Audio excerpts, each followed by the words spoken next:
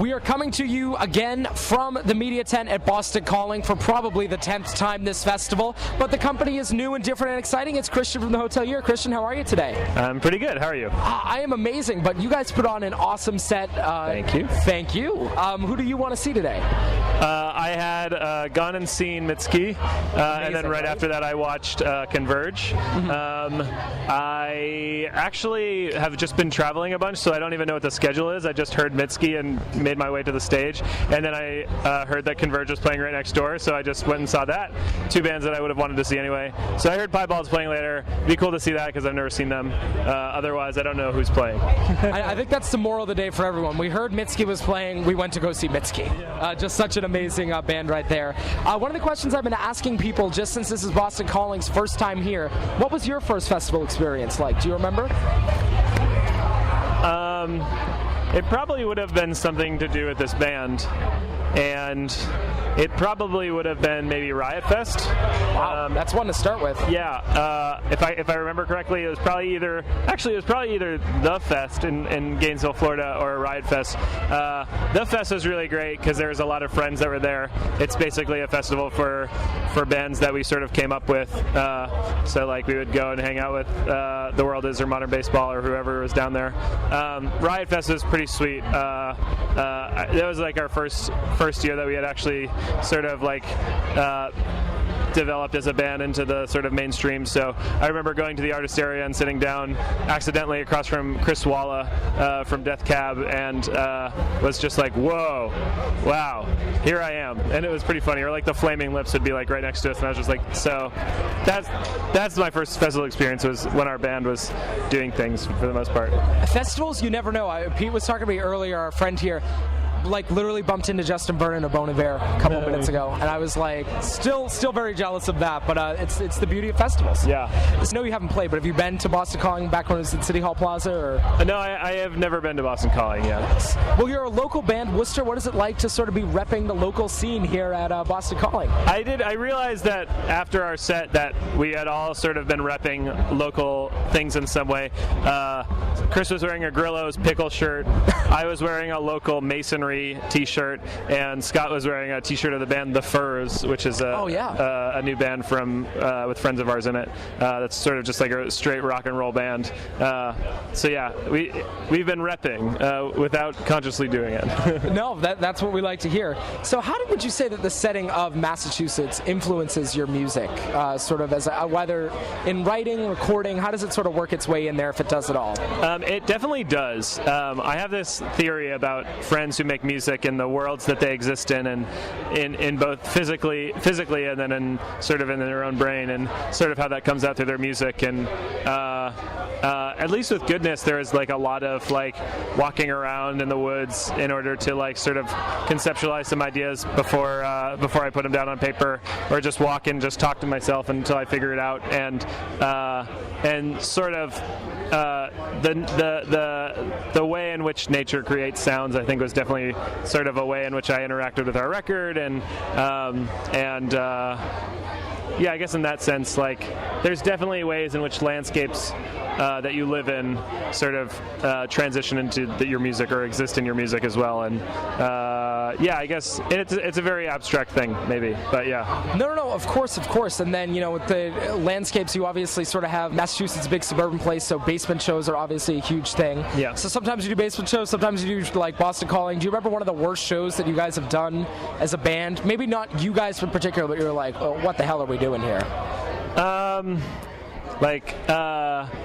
Probably the weirdest show we ever played was in California. We played a show in Redding, California, and we played in a park under a gazebo while people were grilling vegetables right next to us, and like some like. The thing about this town in California is it's a grower town. So like people move out to California in order to like work at grow ops where they grow marijuana, and the kind of people that do are just like funny dirty people.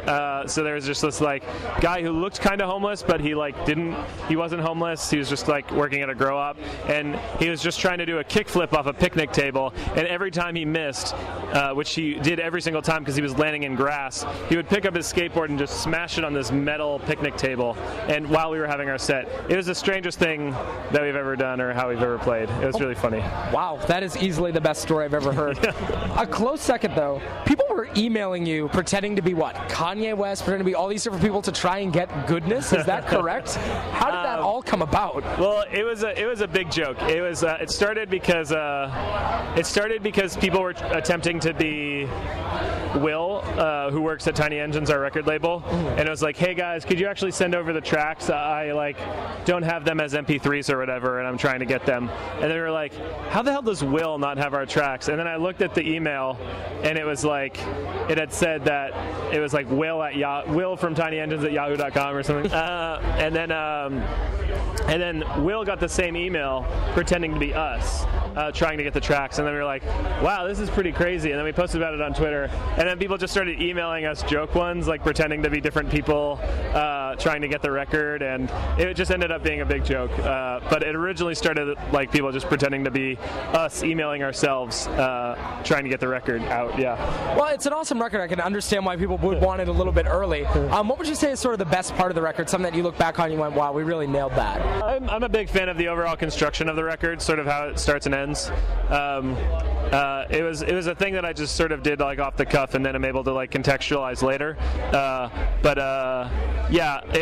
It felt good about how the whole record sort of flows, and that's something that I felt really proud of following up the record, coming out. As you should. Yeah. So one of the most interesting interviews I did was with an artist named Lucy Dacus. We talked about sort of the music industry in general and how she was going through the process of picking a labels coming after her.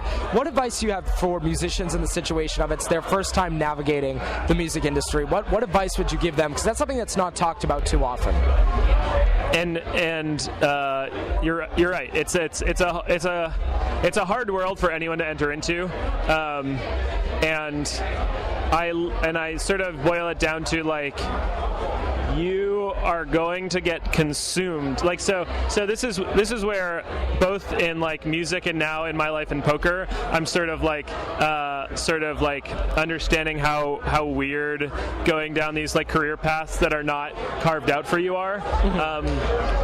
In music specifically, your art becomes you, and your art also is a product that's being bought and sold. So by extension, you are a product being bought and sold. So if you get to that point, you have to be aware that that's going to have an incredible impact on your social or like your mental health and your like way that you interact with the world, and you have to be like prepared for that. And you have to just prepare for that way ahead of time. You also just have to like really care about what you do to the point where, and like believe in yourself, because like nobody cares unless you make them. And like if you're making music that's like we're making pop rock, it's not too hard to get people to care about pop rock. There's a context for it, there's a history of it. We fit pretty easily into like a lineage of musicians. But I'm in another band now that's making like sort of like doomy cartoon music, and it's incredible music made by this person Olivia WB, who's from Worcester. And I keep telling them that they have to do more work, and they have to do more work than the average person, because their music has no context in the mainstream, and it won't be appreciated in the same way because there's no context or lineage. Music's an incredibly difficult world to enter, and you just have to really have a lot of confidence in yourself, because it can beat you up also. Yeah. I appreciate you acknowledging that too, because I feel like everyone's like, it's I got signed to a label and it's rosy, and then like it's sort of like you're all set from there. So yeah, people don't realize that like we acknowledge as a band that we got incredibly lucky to have put out a record at the exact time we did, with the exact like world of artists that we sort of halfway knew, also making similar styles, or like what the media was going to bunch into, like a similar style, and we got like sort of sucked up with it. So our record could have been the exact same record and not done as well as it did. There's like a lot of luck that comes with the industry, and it's not just in all business, and it's not just like you can make something good, but you really have to make something very good. Yeah. And that is what you guys did. But if you guys could add a member to the band, anyone at all, who are we adding to the Hotelier? Who's being added to the lineup? I mean, I'll answer it in this way. I look for musical mentors, or just mentors in life. I look for people who are doing something that I would desire to do, and I like to just surround myself with them. That person for me has always been Chad Matheny from Emperor X. He's a musician who used to live in the States. Now he lives in Berlin, Germany. I'm doing a solo tour with him in the summer throughout Europe. He's always somebody that I've like looked up to and consider a peer, but also without telling him, look to him as a mentor, and really try to learn from his craft. And because it feels to me like he's completely self-made in terms of his music. Like I don't know exactly who he's had as a mentor throughout his life, but the way in which he has made those records, he just put out a record called Oversleepers International, which is also on Tiny Engines. He's just an incredible musician and songwriter, and I would add him to the band. But also, like I like how our band is. I think our band is unique in who makes it up, and I think that adding people would take away from sort of the vibes that it has created from just people living in from Charlton, Massachusetts, or Dudley, Massachusetts, or near Worcester, or whatever. So I have appreciated the lineups that we've had so far. Yeah. Awesome. Well, this will be my last question for you. Who are you listening to right now? Who has your ear? The Jay Som record that came out this year, I think is very, very good, and like something that's like some new artist that's gotten me very excited about music. That's like a record that I've really liked so far this year. Yeah. And if you want to get excited about music again, head over to Spotify or wherever music is sold and check out Goodness by the Hotelier. Thank you so much for the time today, Christian. We appreciate it. Yeah, thank you very much.